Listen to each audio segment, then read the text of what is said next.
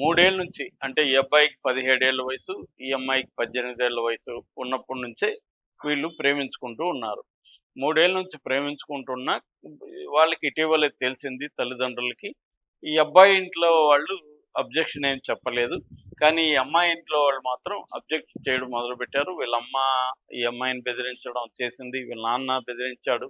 వీళ్ళ బ్రదర్స్ బెదిరించారు. అలాగే వీళ్ళ మధ్య గొడవలైనాయి. ఈ గొడవల్లో నుంచి సాక్ష్యము జైలుకెళ్ళి వచ్చాడు. ఈ జైలుకెళ్ళినప్పుడు వీళ్ళమ్మ జయశ్రీ, ఈ అమ్మాయి వాళ్ళమ్మ జయశ్రీ వెళ్ళి ఆ అబ్బాయి వాళ్ళ ఇంటికెళ్ళి వాళ్ళని ఇంట్లో వాళ్ళని బెదిరించి కూడా వచ్చింది.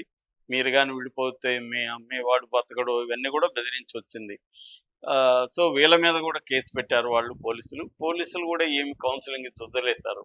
సో ఈ అబ్బాయి జైలుకెళ్ళి బయటకు వచ్చినాక రాగానే మొన్న గురువారం 5:45 ఈవెనింగు ఈ తండ్రి, ముఖ్యంగా తండ్రి, తల్లి, గజానన్ మామిడ్ ద్వారా ఆయన పేరు, షాహిల్ అండ్ హిమేష్ అని వీళ్ళ అన్నదమ్ములు ఈ అమ్మాయికి.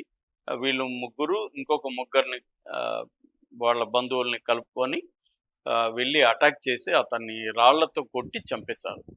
సో ఇది సంచలనం సృష్టించింది. చంపేసిన తర్వాత వాళ్ళు పారిపోయి బంధువుల ఇంట్లో దాక్కున్నారు. ఈ అమ్మాయి తెలిసింది. ఆ అమ్మాయి గుండెలు బాదుకుంటూ వెళ్ళింది. శవం దగ్గర ఇదైంది. ఈ లోపల పోలీసులు వచ్చారు, కేసు పెట్టారు, పోస్ట్ మార్టం చేసి శవాన్ని అప్పగించారు తల్లిదండ్రులకి. దాంతో ఈ అమ్మాయి కూడా వెళ్ళి ఆ శవ కార్యక్రమాల్లో ఈ అమ్మాయి కూడా పాల్గొనింది. ఆ శవానికి పసుపు కుంకుమ తనే పూసింది. ఆ పూసి ఆ పసుపు కుంకుమని తనే కుంకుమని బొట్టు పెట్టుకొని మా ఇద్దరికి పెళ్ళి అయింది అని అనౌన్స్ చేసింది. ఈ సందర్భంగా మీడియాతో కూడా మాట్లాడింది. నా బాయ్ ఫ్రెండు చనిపోయి కూడా గెలిచాడు, మా ఇంట్లో వాళ్ళు చంపేసి కూడా ఓడిపోయారు, మా ప్రేమ ఓడిపోలేదు, గెలిచింది. నేను ఇతన్ని శవాన్నైనా సరే నేను పెళ్లి చేసుకున్నాను. నేను ఇప్పుడు మా అత్తగారి ఇంట్లోనే ఉంటాను నేను అనేది కూడా అమ్మాయి డిక్లేర్ చేసింది. దాంతోపాటు ఆమె మా నాన్నని, మా అమ్మని, మా అన్నదమ్ముల్ని ఉరియాలి, ఇది కుల పిచ్చితో తప్ప ఇంకేం లేదు, సొంత కూతురి భవిష్యత్తును కూడా వాళ్ళు పనంగా పెట్టి ఇంత దారుణంగా మనిషి ప్రాణం తీశారు అనేది ఆమె బాధపడుతూ చెప్తుంది. సో ఈ కాంటెక్స్ట్లో ఏంటంటే, ఒక అమ్మాయి ఇంత ధైర్యంగా నిలబడి చంపేసినా కూడా నేను నా భర్త అతనే, నేను అతనితోనే ఉంటాను, అతని జ్ఞాపకాల్లో వాళ్ళ ఇంట్లోనే ఉంటాను, కొడుకు లేని లోటు నేను వాళ్ళకి తీరుస్తాను, నా వల్లనే కదా అతను వాళ్ళ ఫ్యామిలీ కొడుకుని కోల్పోయారు అనేది ఆమె బాధ.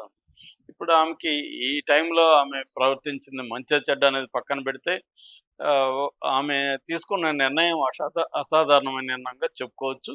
బట్ ఇది ఎంతకాలం ఇలా ఆమె సస్టైన్ కాగలదు అనేది అది పెద్ద ప్రశ్న. ఎందుకంటే ఆమెకు చాలా యంగ్ ఏజ్, 21 ఏళ్ళు.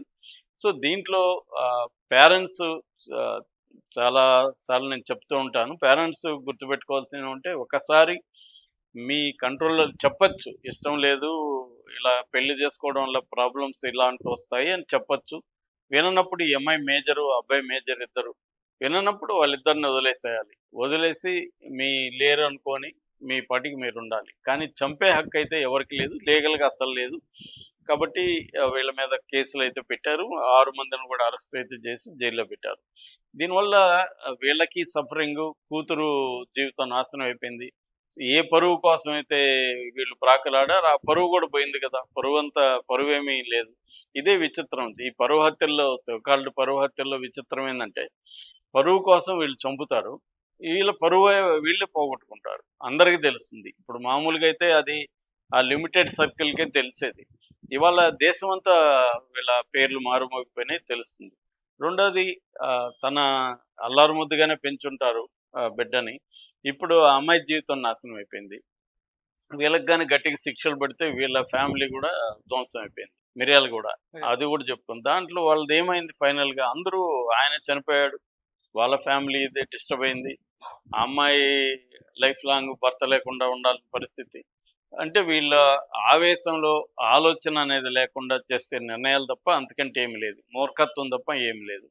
అట్లాగే లవ్ చేసుకునే వాళ్ళు కూడా, ఇప్పుడు ఈ అమ్మాయి అబ్బాయికి 17, ఈ అమ్మాయికి 18. ఇంకా అబ్బాయికి నిజానికి మేజర్ కాలేదు, అప్పుడే లవ్ చేసుకున్నారు. లవ్ చేసుకున్నప్పుడు వాళ్ళు కూడా ప్రాక్టికల్గా ఉండాలి. మనం ధిక్కరించాలనే స్వభావం ఉండొచ్చు, కానీ ప్రాక్టికల్గా ఆలోచించాలి. దీన్ని అంగీకరిస్తారా? లేదా వాళ్ళేమన్నా అటాక్స్ చేయొచ్చా? చేసేటప్పుడు మనం ఏం జేయాలి? ఇవన్నీ వాళ్ళు గూడా ఆలోచించుకోవాలి. చాలామంది అమ్మాయిలు, అబ్బాయిలేందంటే ఆహ్, ప్రేమనో దాన్ని ఇంకేమన్నాను గానీ, ఆ కాంటెక్స్‌లో ఉన్నప్పుడు వాళ్ళు థింకింగ్ అనేది ఉండదు వాళ్ళకి. ఆహ్, ముఖ్యంగా 20 లోపలుండే వాళ్ళకి ఫ్రంటల్ కార్టెక్స్ కూడా డెవలప్ అవ్వదు. అంటే రిస్క్ అసెస్‌మెంటు ఇవన్నీ గూడా ఆలోచించే ఇది ఉండదు. అలాంటప్పుడే వాళ్ళకొక సపోర్ట్ సిస్టమ్ ఉండాలి. ఎవరన్నా పెద్దవాళ్ళతో వాళ్ళు కన్సల్ట్ అవ్వడం, లేకపోతే సైకాలజిస్టులతో మాట్లాడడం, లేకపోతే విమెన్ సంఘాలుంటాయి వాళ్ళతో మాట్లాడడం, దళిత్ కాబట్టి దళిత్ సంఘాలతో మాట్లాడడం, ఇలాంటివి చేయాలి. ప్రేమించుకుంటే సరిపోదు.